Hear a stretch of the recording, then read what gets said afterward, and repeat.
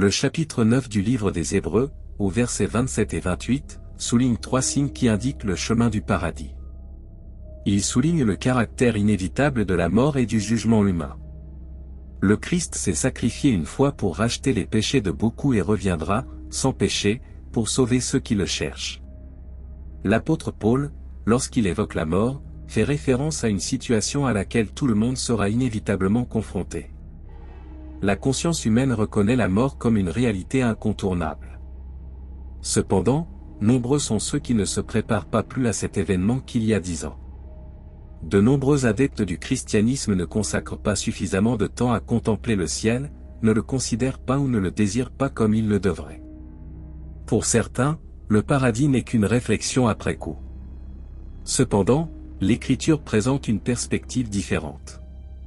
Ces écrivains réfléchissaient et aspiraient au paradis. Par exemple, David a exprimé son désir d'habiter pour toujours dans la maison du Seigneur dans le psaume 23, verset 6.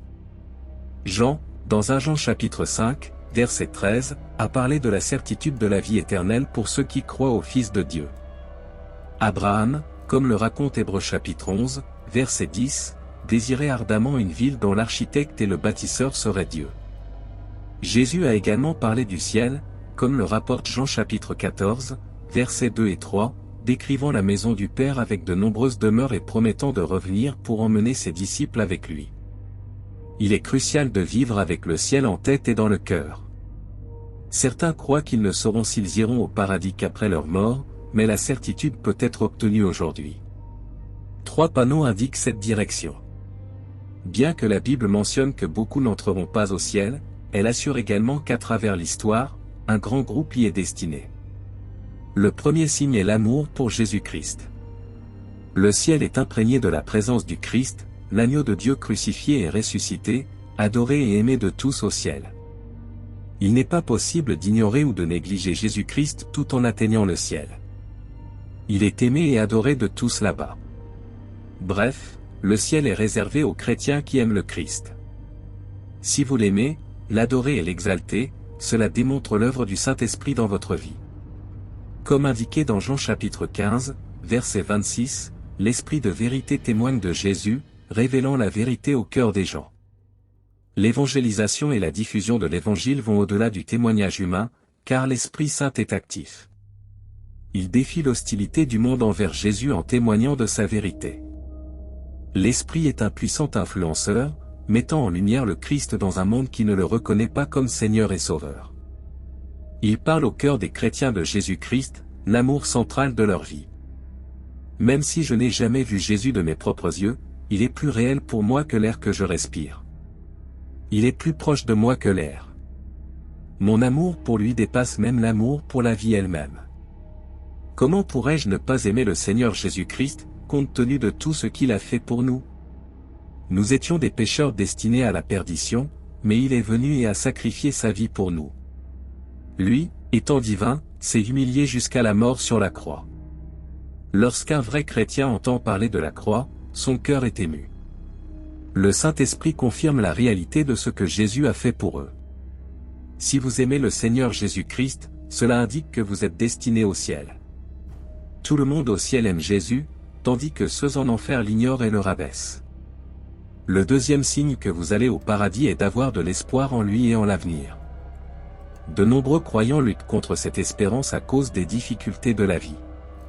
Cependant, il est crucial de les encourager à aspirer au paradis, à le désirer plus que jamais. Le livre de l'Apocalypse, chapitre 21, versets 1 à 4, offre cette espérance, décrivant la création d'un nouveau ciel et d'une nouvelle terre, où Dieu essuiera toutes les larmes et éliminera la douleur, le chagrin et la mort. L'espérance céleste se réalisera pour chaque croyant là-bas.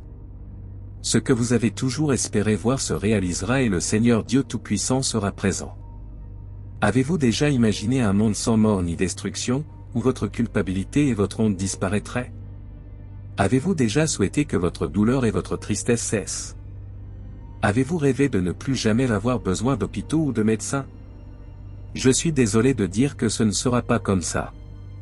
Avez-vous déjà espéré ne plus jamais perdre un être cher? Encore une fois, ce ne sera pas une réalité. Mais au ciel, Dieu accomplira tout cela. Il essuiera vos larmes et vous donnera un nouveau corps. Si vous êtes jeune, en bonne santé et en forme, vous n'êtes peut-être pas aussi conscient de l'idée d'un nouveau corps que quelqu'un dont le corps vous fait défaut. De nombreux chrétiens sont aux prises avec la maladie et leur corps se détériore. Ils font face à des douleurs quotidiennes, que ce soit à l'hôpital ou à la maison, à mesure que leur corps s'affaiblit. Cependant, ils ont de l'espoir en Dieu, sachant qu'ils recevront un nouveau corps sain, exempt de faiblesse. Imaginez le paradis, ses merveilles et sa gloire. Là-bas, vous ne vous habituerez jamais à entendre chanter les anges. Pouvez-vous imaginer les voix célestes, les innombrables chœurs d'anges chantant? On rapporte que des chrétiens, sur leur lit de mort, entendent des chants célestes quelques secondes avant de mourir. Ils commencent à partager avec leur entourage, entendez-vous les chants?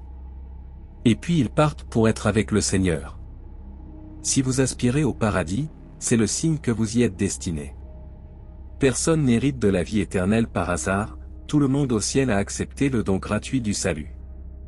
Le troisième signe que vous êtes destiné au ciel est que toute votre espérance et votre assurance de salut reposent sur Jésus-Christ.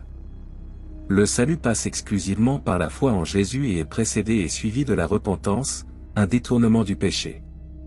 Imaginez être un croyant au dernier jour, le jour du jugement, où tous vos péchés et pensées secrètes sont révélés. Cependant, parce que vous croyez en Christ, vous êtes présenté comme saint, irréprochable et acceptable aux yeux de Dieu. Vous vous montrerez devant Dieu d'une manière qui ne révélera pas vos défauts, mais plutôt la pureté accordée par Jésus. C'est une expérience vraiment terrifiante d'être devant la présence vivante de Dieu. C'est un feu purificateur, si glorieux qu'aucun être humain ne peut le contempler et rester en vie. Si quelqu'un était témoin de sa manifestation sous sa forme humaine, il ne survivrait pas. Nos corps et nos transgressions ne peuvent pas résister à sa justice et à sa sainteté. Les Écritures garantissent que ce Dieu saint nous voit à travers le Christ Jésus, nous présentant comme irréprochables et acceptables. Cela se produit parce que toute la colère divine, qui aurait dû tomber sur les pécheurs sauvés par la grâce, a été absorbée lorsque Jésus est mort pour eux sur la croix. Comprendre cela implique de reconnaître que ce n'est pas grâce à nos mérites, mais grâce à Jésus-Christ que nous sommes sauvés. Éternellement, nous regarderons vers Jésus et nous lui serons toujours reconnaissants pour ce qu'il a fait pour nous. Si la base de votre salut est exclusivement Jésus-Christ et rien d'autre, c'est un signe clair que vous êtes destinés au ciel. Maintenant, ensemble, nous nous unissons dans la prière. Dieu bien-aimé, nous te remercions pour ta parole qui révèle ta grâce et ton amour à travers Jésus-Christ. Nous reconnaissons que, compte tenu de sa sainteté, nous sommes sauvés uniquement par l'œuvre du Christ sur la croix. C'est grâce au sacrifice de Jésus que nous trouvons le pardon et l'acceptation devant toi. Puissions-nous toujours nous rappeler que notre salut ne vient pas de notre propre mérite, mais qu'il est entièrement dû à l'œuvre rédemptrice du Christ. Que notre gratitude pour sa grâce soit constante et que notre foi reste fermement ancrée en Jésus.